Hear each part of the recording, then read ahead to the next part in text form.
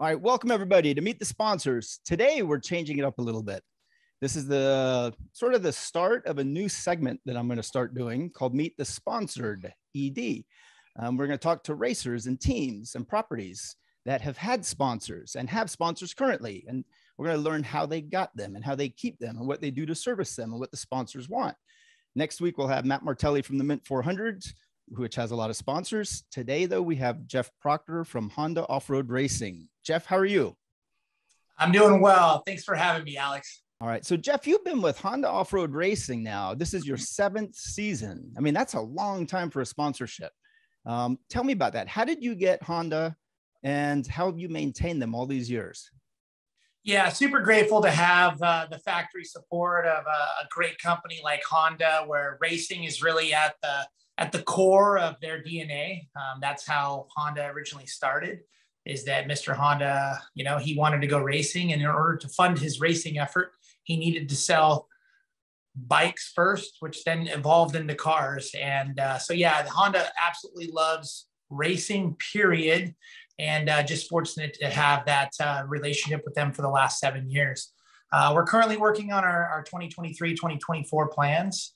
And it's looking really good. And Honda wants to continue to forge forward with our program. So we're pretty excited about that and what's to come in the future for us.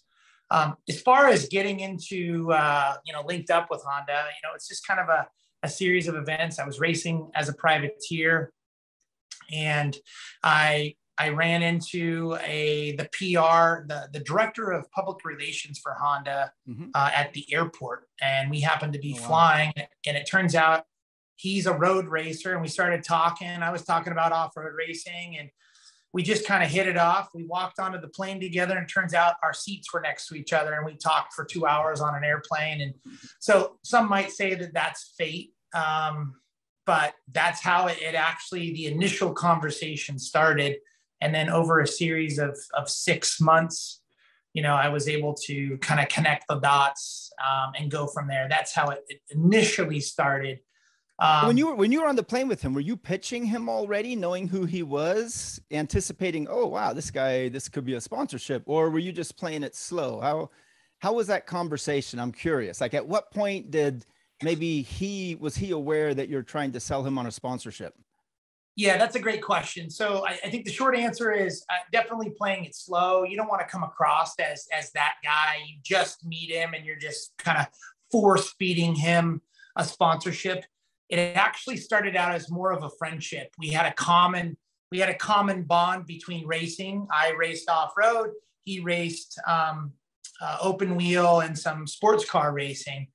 Not to mention that he was the director of PR, which I didn't know at the time. We had a common bond of racing. It ended up that I invited him out unbeknownst to me. I invited him out unbeknownst to me what his position was. I invited him out to drive my truck at the time. And it started out as a friendship. And then it turned out we went to the Indy 500 6 months later together. And Honda ends up winning the Indy 500 in 2012, I believe. We go back to the Indianapolis Marriott. We're celebrating the big Honda win. And this particular individual, I'm hanging out with him because he's my friend at this point. And we start talking about racing, at the local pub. And one thing leads to another. Hey, you guys, Honda should start, off-road racing. Let's talk about this.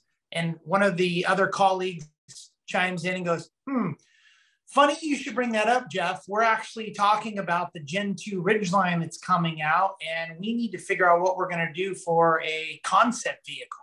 I remember those days when everybody talked about the Ridgeline. I remember that. And so we kind of put on a napkin some initial thoughts. 3 months later, they ended up calling me and saying, hey, Proctor, we want you to come down and meet with us and pitch to us your idea.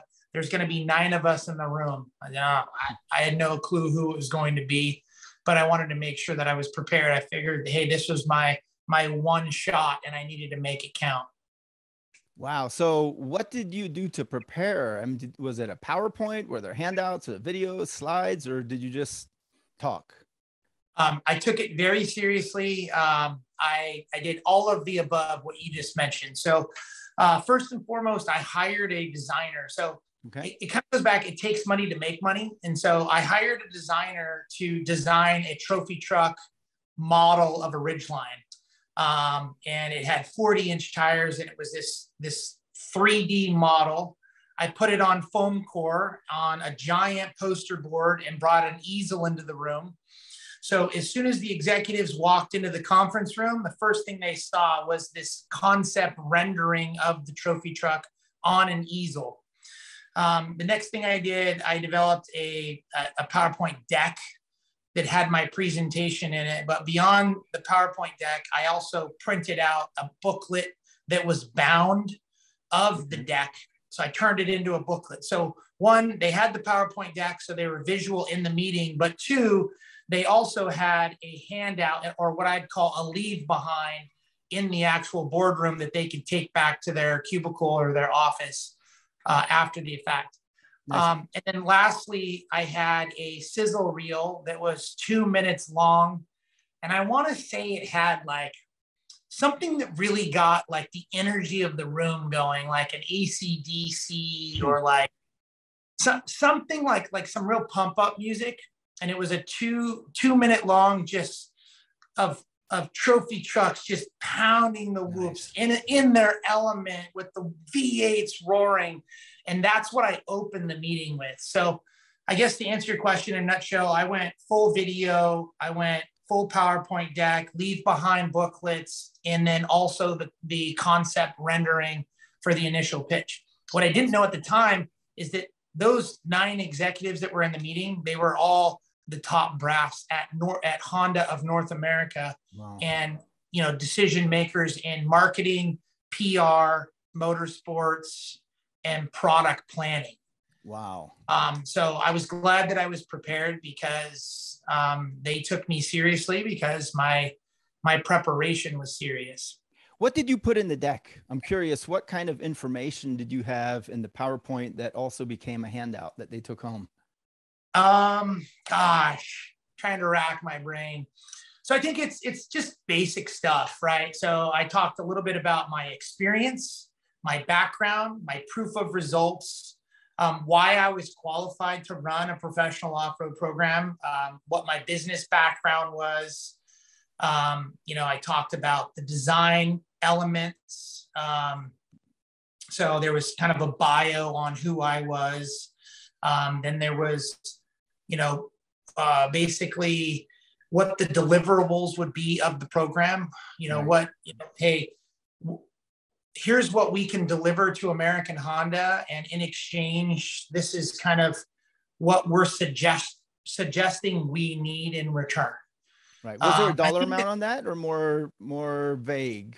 Yeah, great question. So in the leave behind, I'll never put a dollar amount in the actual booklet because those get put on desks and they go, you know, who knows where they go. So I have the deck in a booklet, and then it's also, it has an insert with the 1-page like executive summary insert, itemized of what the budget is for and how I'm going to deploy this budget. Nice.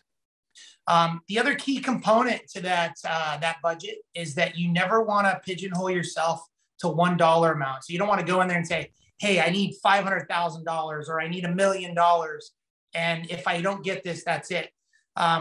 You'll ask any of my sponsors, and they'll tell you that I always give them a 4-pronged approach. So they're always going to get a platinum package, what I call a gold package, a silver pot package, and a bronze package. So they'll always have different levels of sponsorship that they can choose because I don't necessarily know what their budget is as I'm going into a meeting. So I give them the opportunity to have multiple options, and then they can kind of choose. Right. Now this is the year 1, you don't have Honda on board yet. Now you're 7. How has the value of that program grown over the past 7 years? Yeah. So I mean, I think year one, the contract was, hey, Jeff, you're going to build a concept vehicle for Honda. We're going to launch it at SEMA. There's going to be this big PR event. And, oh, we'll allow you to go racing for one season. Okay. And that was kind of Honda's way of saying, hey, you're an unknown entity. We're not really sure how this is going to go. Let's test the waters. And so I had a 1-year contract. I built the truck. We debuted it, had a 1-year contract. And then at the end of the year, Honda came back and said, hey, we like the direction. We like what you're doing. Let's add this and let's try this. And now all of a sudden you're no longer, across the table from them. You're sitting next to them and you're planning the next year and how you're going to deploy the marketing effort of your program. And all of a sudden you truly feel like you're a partner at that point, and you're not this, across the table negotiation. How engaged were the executives at Honda during that first year? In other words, when you went for the renewal for the second year, did you know them because they came to a lot of your events, or was it just the second time that you're meeting these people, showing them what you've done? Obviously, at some point you have to show them what you've done, like a proof of performance, or get to know them to continue the conversation. What was that process? How did you get them to renew 6 times? Right. So there's a couple components to that. Year one, I'm not sure if I knew the impact of this at the time, but the head guy over public relations at American Honda, which was my friend from the airport that we mentioned earlier in the call, he had a lot of road racing experience. So what I did was I tapped him to drive a leg at the Baja 1000. So talk about really bringing an executive into the team and immersing him in the culture of the team, the culture of the Baja 1000. I don't really think there's a better way of involving your sponsors more than bringing them into the team and pulling back the curtains and saying, hey, this is what it is, the good, bad, and the ugly. Like, let's go racing. And he had the time of his life. He took that experience back to corporate Honda and, couldn't stop talking about it for months and years. And, I think it went well. The other thing is the head PR person who was responsible for launching the Ridgeline at the time, he and a couple of his colleagues were embedded in the team, and they drove all the way to La Paz with us in a stock Ridgeline and took on the full Baja experience. Nice. And that's really what helped launch the program, is those guys talking internally about their experience with the team. Fast forward real quick. We learned a lot from that experience. So now as we get into our 3rd, our 4th, our 5th year, we actually do ride and drive events with the executives. So I've had the president of HPD actually behind the wheel of the truck. I've had the director of marketing for Honda of North America in the right seat of the truck. And we have a day in the dirt, basically, where we bring, 4 to 6 of the top executives out and expose them to the program. It's a catered event.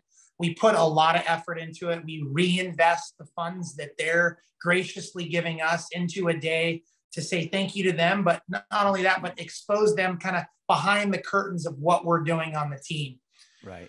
Because their schedules are so busy, they can't be everywhere every time at every race. But if you can give them a day where, hey, we're going to go out in the desert, we're going to get dirty, we're going to drive this awesome truck, they'll move some schedules to make it happen. Yeah, that's true. Now you said reinvest. That's great, because I think it's very important that when a team or a property gets money from a sponsor, that it doesn't just go to buying equipment. It goes towards marketing for the brand that's paying them to market on behalf of the brand. How much of the budget, how much of the sponsorship budget did you put back into marketing for Honda versus running your race program? It doesn't have to be exact, but rough percentages.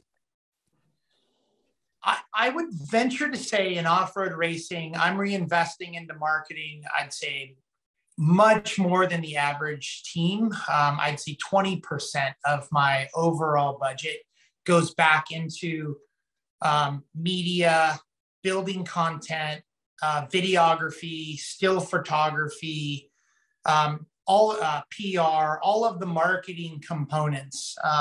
We talked earlier off the call that, content is king. And so I really take funding, not just from Honda, but from all my other sponsors. Anybody who's paying us to go out there, and I take their dollars and they know exactly what I'm spending, and I reinvest it back into building content specifically for them and their needs. And I think that's a way to really return value for what they're doing for us. Nice. And what is the most valued type of content? I'm going to assume it's videos, but correct me if I'm wrong. Is it videos and photographs? It depends on who you're talking to. Some sponsors, and I'm not talking specifically Honda now, it could be KMC Wheels, it could be Steelix Coatings, Baja Designs, Maxxis Tires. Everybody wants something a little bit different. Recently I had a sponsor come to me and say, hey, we'd like some more reels. No problem. Let's create some reels. I think video is really at the forefront of social media right now. Mm-hmm. So I think the more short video content that you can create that's kind of real and BTS, I think the better. Do you do the full editing of those videos yourself, or do you give them the raw footage and they edit the videos? We supply turnkey videos typically. So it has our creative kind of built into the style that we're trying to portray for the team. And then we pass it along typically in a shared Dropbox folder to our sponsors, and then they can use it as they need. And I'm guessing all the sponsors get the same Dropbox folder with all the same content? Absolutely. That's one of the focus points that I think we try to execute on for our partners. You ask any of our partners out there, and they'll always say, hey, we know we can always get content real time from your team.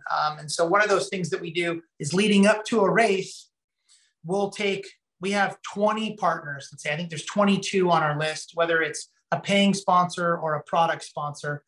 And we'll send an e-blast out to them with a link to our Dropbox that says, hey, we're heading to the Baja 500 next week. Here's the link to the Dropbox. Click on it for real-time uploads. And then we contract with videographers, still photographers that are encouraged to upload their videos and photos real-time to this Dropbox while we're out racing and doing our jobs. And it really makes it a seamless process for all of our partners to be able to grab that content and have relevant videos and photos to share while we're at the race. Yes. A big problem in the industry is, we go to the race, we win or we lose, whatever happens, then our partners don't get the content for another 10 days later. Well, at that point, everybody's already forgotten about the race. They need it real time, and they need it now because that's the society that we live in. That's a really good point. And you're the first person that said that you have real-time content. That's really important. Everybody supplies content to sponsors, obviously, after an event, proof of performance, but it sounds like you're doing it during the event. Yeah, the sponsors need to have relevant photos and videos of us at Tech and Contingency, us preparing, pre-running, still for photos. If we just pop the bottle of champagne on the podium, there's no reason why our sponsors should be waiting 3, 5, 10 days to get that photo. Our photographers are encouraged that night when they go back to their hotel to upload those immediately. So the next day, KMC Wheels can be sharing the celebration of us popping the champagne with their wheels on the podium. Nice. Do you find that some of your auxiliary and associate sponsors are there because of your primary with Honda? Are there brands that are with you because, not just because they want to be on your team, but they want to be on Honda's team? There's no doubt. I'm not foolish to think that that's not the case. It's definitely a major component to attracting ancillary sponsors is the fact that we are a factory-backed program from a major auto manufacturer. That's definitely a major part of the draw. But I'd also like to think that it's also a professionally run program. Yeah, I mimic a lot of what we do from Formula One and IndyCar racing. I don't want to be the team that does what every other off-road team is doing out there. I want to be the team that looks different. acts differently and performs differently. And basically everything that we've learned came from open wheel racing and IndyCar, because that's where Honda's had their most racing success. Ah, interesting. So you go where Honda has success, copy that format and apply it to off-road where they're launching a new product, the Ridgeline. Yeah, I think so. I mean, that comes down to, our team, when we're at Tech and Contingency, we don't wear the typical off-road racing t-shirt, right? We're wearing a full pit crew shirt with a collar tucked into black pants. That's IndyCar. That's very, very, very IndyCar-esque, very Formula One-esque. And that's just something that we do that's different. And that's my personal taste. So yeah, I like that. I like that too. It's because it sets you apart. And Honda is a very prestigious high-end brand. You need to maintain their brand integrity, keep the brands consistent, I guess, on sponsorship of your program.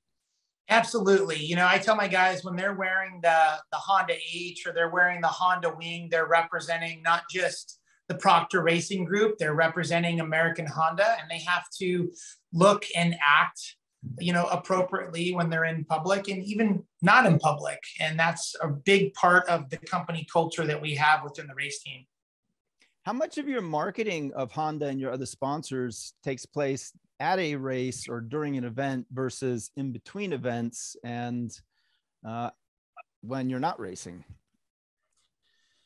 It's hard to put a kind of a number on the percentage that takes place at the event versus in between. But, I know that on a lot of calls with marketing departments from all of our sponsors, we race the Ridgeline 5 major races a year. We race the Talons 6 major races a year. So there's 4 to 6 week gaps between races. It's not like IndyCar where you're in St. Pete and you're in Indy and you're in Texas and you're going back to back to back.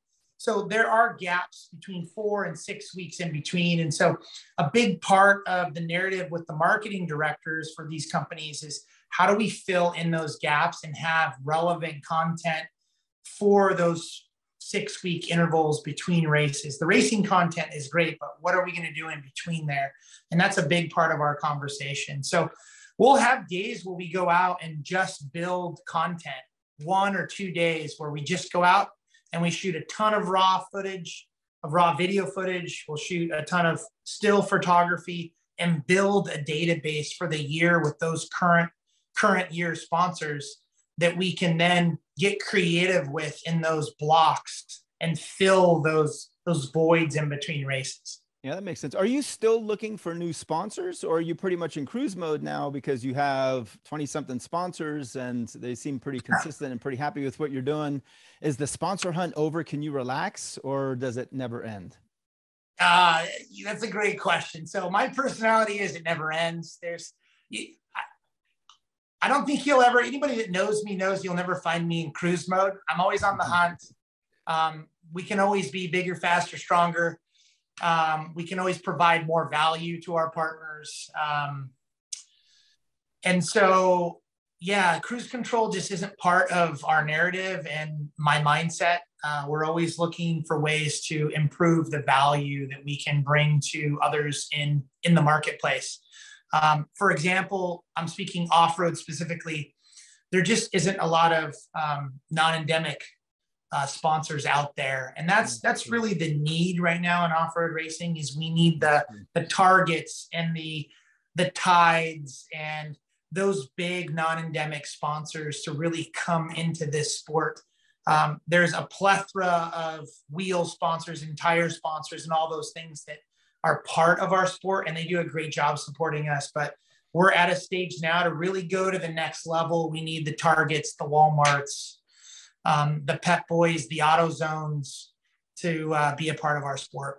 And I think a lot of grassroots racing would say the same. The big series, NASCAR, IndyCar, Formula One, sure, they have non-endemics, but most of the racers who are watching these shows and are attending the webinars and these interviews, they're more with grassroots series, and they have a lot of endemic sponsors looking for a way to bring in a non-endemic. What do you think are some of the ways to bring non-endemics into grassroots racing and off-road racing and all the racing other than the big three? I'm going to be honest. I haven't done it yet, so I don't think that I'm at liberty to really talk about it and to speak intelligently about it. What I can say, which is what's really holding off-road racing back from getting those non-endemics, is television packages. If you're going to sponsor NASCAR, well, why are you going to sponsor NASCAR? It's not just what the team is doing to promote your brand. It's the fact that you have 100,000 people on a Saturday morning watching this car go turn left 50 times, and they see Sinclair Gas or Tide or, Target going around, 100 times and 1,000 impressions of that. Off-road racing doesn't have the TV draw yet. We need to get there to get those non-endemics. It's all about reach. It's all about, if they're going to spend a dollar amount, what's their return on that marketing investment? Does Honda calculate ROI, since you're talking about ROI? And if they do you know how, or have they given you any ideas of what they're looking for in return on investment? Because it can be vague in some cases. How do you know if it's selling more Ridgelines? It's hard to really trace that back. It's extremely vague. I can speak from a personal experience with Honda. Honda does track social media ROI. They track our impressions. They track, what we're pushing out into the social media space. But a bigger component specifically for my program in Honda is the halo effect that these race cars have on the brand. There's a way that racing really connects with their end user. And I can tell you from an auto standpoint in the Ridgeline, Honda's marketing kind of big push right now is they want to ruggedize the brand. They want the general public to know how impressive their all-wheel drive system is and their Ridgeline, their Pilot, their Passport, really appealing to those customers that can take their stock vehicles and go overlanding, and they can get out on these fire roads and really have fun from an all-wheel drive standpoint without having the cab on chassis, solid rear axle, big truck. And so Honda wants to ruggedize the brand. Well, there isn't a better way to ruggedize the brand than say, hey, we've got this halo race truck that represents Ridgeline that's as rugged as it gets. We're going to continue to push this in our marketing, in our TV, in our print, in our social. And that was just one of these things where ruggedize the brand came 3 years into the program, and they're like, hey, we already have this tool over here. Let's maximize it. And then all of a sudden, Honda started using my truck in national TV ads. Nice. And we have for the last 4, maybe 5 years, had one of the only off-road trucks to have a nationally syndicated television commercial consistently starting Memorial Day, or the month of May through September for the last 4 years. So all the other sponsors you had, your auxiliary sponsors, must have been pretty happy with that. It certainly doesn't hurt. I mean, when you have a Maxxis tires that's on your front valance showing up in a nationally syndicated Honda commercial, or KMC wheels on the front valance, they definitely begin to notice the ROI that their dollars that they're spending with us is producing. And are your other sponsors now reciprocating by giving Honda, through you, visibility in their marketing and in their media? Are you noticing now that it's starting to snowball, the sponsors are starting to promote each other, so it creates more value for everybody? No doubt about it. I definitely would. I can admit to you that that's part of my deck. When I go to Honda, I show them, hey, I've got these other 10 major corporations, Maxxis Tires, KMC, the largest wheel manufacturer in the world. They're promoting the Honda brand on their social and in their print ads and their win ads too. So I'm showing the reach that all my other ancillary sponsors are getting for Honda. And then when I go to the ancillary sponsors, I'm showing the reach that Honda is providing them. So all of a sudden it's this big happy family where everybody's reposting everybody and loves the effort. How do you show them? Is that through proof of performance reports, or is that after every event? Is that one time at the end of the year? How do you show your sponsors what the other sponsors are doing, as well as what you're doing for them? Yeah, so we have analytic reports that we provide once a year. So if you have a business grade Instagram account or Facebook account, they provide incredible analytics that are really at the touch of a button. And so we download those, push them into a nice looking formatted spreadsheet, and then share that with our partners once a year. Proof of performance. I mean, obviously our sponsors know whether we win, lose, or blew a motor, within hours of the race being over, because that's all communicated through PR and through that Dropbox that we talked about earlier. Again, they're getting that content real time. Now, with a company as big as Honda, are you dealing still with Honda directly, the PR people, or are you dealing increasingly more with an agency that they use? Because I know a lot of these big companies use agencies to do a lot of their creative and their media buys. Who are you working with?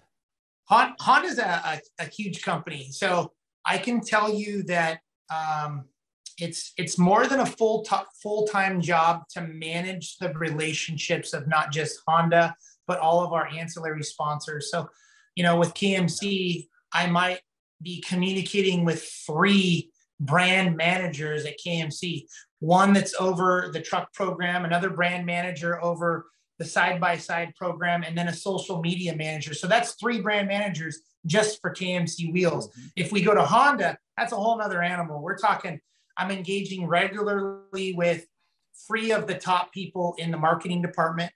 I'm engaging regularly with the PR department. I'm engaging regularly with their agency that it needs content. Just recently, the agency reached out and said, hey, we've got this idea for this great commercial that we want to create, but we need POV footage. So at the Mint, we were filming all POV footage so they could see me and my hands working in the cockpit that they needed for a commercial coming up. So we'll field requests like that from the agency. So yeah, there's all these departments that are kind of interdependent of one another at Honda, and they don't necessarily, I probably shouldn't say this, but the communication isn't great amongst departments. And so all of a sudden now I become this liaison between the marketing department and the racing division that builds our engines and the PR department and the agency. So I'm kind of the middleman amongst them all. And oftentimes I'm communicating information that the other department within Honda doesn't necessarily know or hasn't heard. They have really busy schedules and lives. And so that's kind of a component that I help to facilitate that I was unaware of prior to this, but that's kind of my role now. It's funny that you say that, Jeff, because I've noticed the exact same thing. Whenever I deal with certain sponsors, the larger they are, the less the marketing people at those sponsored or at those companies, the less they know each other. I was very surprised years back when I was with a group of a holding company that has a group of subsidiaries, and I was with all their marketing directors, and several of them didn't even know each other. I introduced them at a dinner, and I'm like, you guys all work for the same company. But interesting that you say that, because I think the bigger the company is, first off, the higher up the level you get with the executives, the nicer they are and the more easy it is to communicate with them, but the less they communicate with each other. I've always found that fascinating. So you can be the link. Very, very true. Very, very true. Now, what are you doing today to get Honda to renew and your other sponsors as well? But we're here to mostly talk about Honda because I think that's the big one. How are you setting yourself up? Because at the very beginning of the call, you said you're already preparing for 2023, 24, and it's only March. So you're a year ahead already. Honda is a Japanese company. That means that they're on a April 1st fiscal cycle. Their year end is March 31st, I'm assuming. I don't know. That's correct. If I'm wrong. But so are they starting their 2023 fiscal year April 1st or their 2020 fiscal year April 1st? They start their 2023 fiscal year April 1st. That's why you're dealing for next year. Okay. And so we're actually a little bit behind from normal standards on the renewal. And I think that's a key component to discuss right now, Alex. And that is, I see a lot of race teams that are waiting until December to start asking for sponsorship for a January season. And at that point, I can assure you, if you're on a calendar year, if the company is on a calendar year budget, that budget is already probably spoken for, and there's no chance that you're going to get any kind of budget. And so if there's any advice that I could give to anybody out there, you have to start a year or a year and a half in advance to get into the conversation prior to the budget happening. And then once their budget, that they get their budget, that you're already part of that conversation and you get included in that budget. And that takes a lot of forethought. It takes a lot of advanced planning. Mm-hmm. It takes you knowing what their fiscal year is or calendar year is. A lot of, find out and information type of content that you need to be able to position yourself to be in that conversation when the time is right. Yeah. No. Right now, what we're talking about is I don't typically lead in with, hey, you need to do this, you need to do that, you need to do this. It's very much a conversation of, hey, we have a mature relationship now. We have a mature partnership. So it's less me trying to prove myself. Hey, we just won the last 3 races, or we've won 14 major races in the last 7 years. And it's more of, hey guys, I value you guys. Thank you so much for the partnership. I want to learn more about your marketing strategy moving forward. I want to learn what your needs are, and then give me the opportunity to come back with suggestions. Give me an opportunity to come back with ideas where I can help as a member of your marketing team bring those activations, bring those ideas based on my background and my experience. Again, we're a marketing agency first, and we're a race team second.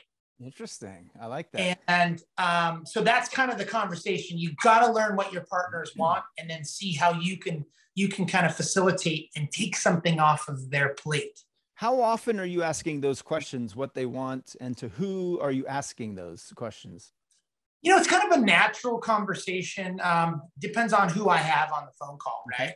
But we're at a point now, what I'm calling is a mature partnership with Honda, where, I can just call somebody directly on his cell phone, the director of motorsports PR, and say, hey, Bob, what's going on? I didn't use the real name, but hey, Bob, tell me what's going on in Honda world. What's new and exciting? What can we do to support you guys? What do you need from us? And they'll just be candid with us. Again, after 7 years, there's more of a friendship there, and a relationship than just kind of a negotiation across the table. And they'll give up information. I'll give up information. And it's just kind of a very casual back and forth conversation where you're just asking questions on their needs. Yeah, I could see that. Now with Honda, obviously you got lucky. You met someone on a plane, you were sitting next to him, you've developed a friendship, and that then turned into a business relationship. I'm not so sure about all your other sponsors. You have quite a few. What advice do you have for racers on this call and racers who are going to watch the recording later, who don't yet have that personal relationship with a bigwig at Honda or any brand, but they're looking to meet somebody? I'm assuming that you didn't just by luck meet all of your other sponsors. You probably pursued them. What strategies worked for you in securing those other sponsorships?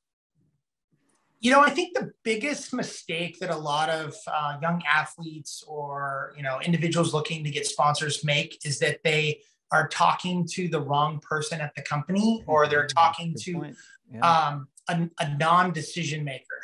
And it's so hard because the non-decision makers are the most easily approached, right? So you have I'll just give you a random example. You have a tire engineer that's at all of the races, and he represents a major tire. And he's the guy that you're befriending, and he's the guy that you're interacting with and building a relationship with. I hate to say it, guys, but the tire engineer isn't going to sign the check. The tire engineer isn't going to, approve the sponsorship for a free set of tires. Could he possibly put in a good recommendation? Yes. But so many times there's a lot of energy spent on trying to work a deal with the wrong guy. And I can't stress enough, do your homework, do your due diligence, find who the decision maker is.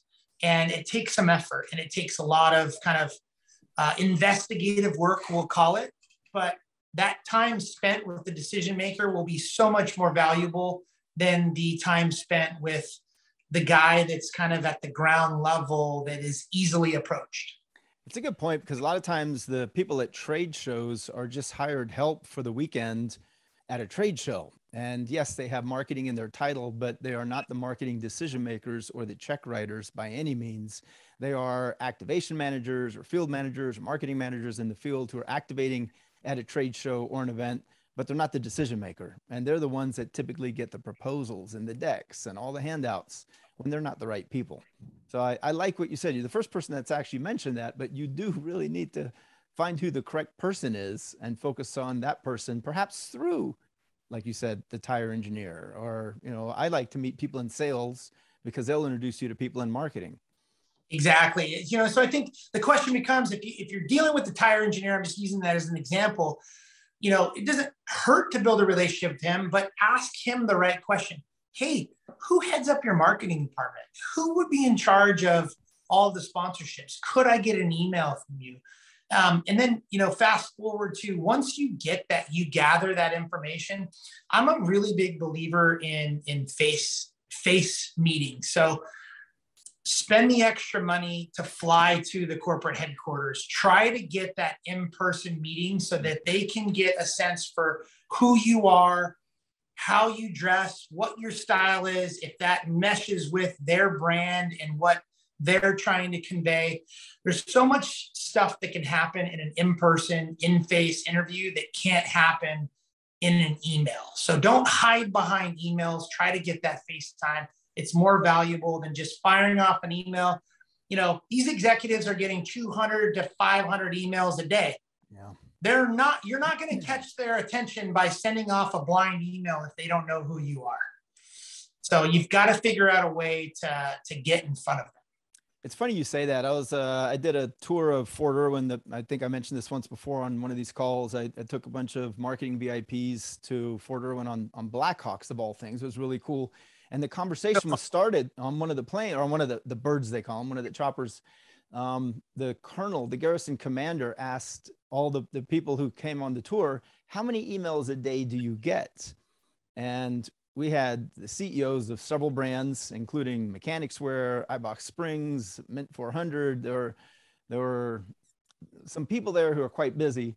And the least amount of emails that someone gets in a day was 150. That was the lowest number. And that was the colonel who did the questioning. Everybody else was in the hundreds. So imagine if you're trying to reach out to somebody and you're one of hundreds of emails they get in a day, not just a week, but a day. How can you set yourself apart? That's the question that brands or racers have to ask in order to get the attention of brands.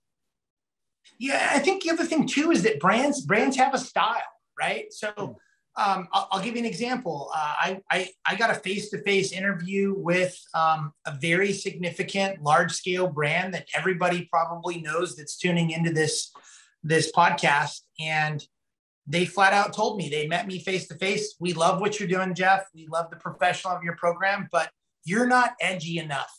You don't have sleeve tattoos. You're not our brand. Fair enough. I'm not for you.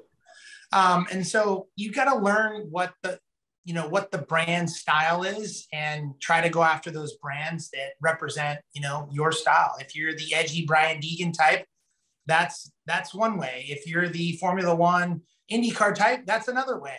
And maybe there's something in the middle, but you have to know kind of who you're going after. Yeah, I had a call yesterday with John Viscardo from Hoonigan, and he said one of his big questions was, you have to know, what is your brand? One of his mentors asked him once and said, you got to spend some time every year thinking about what is your brand, your personal brand, your team's brand.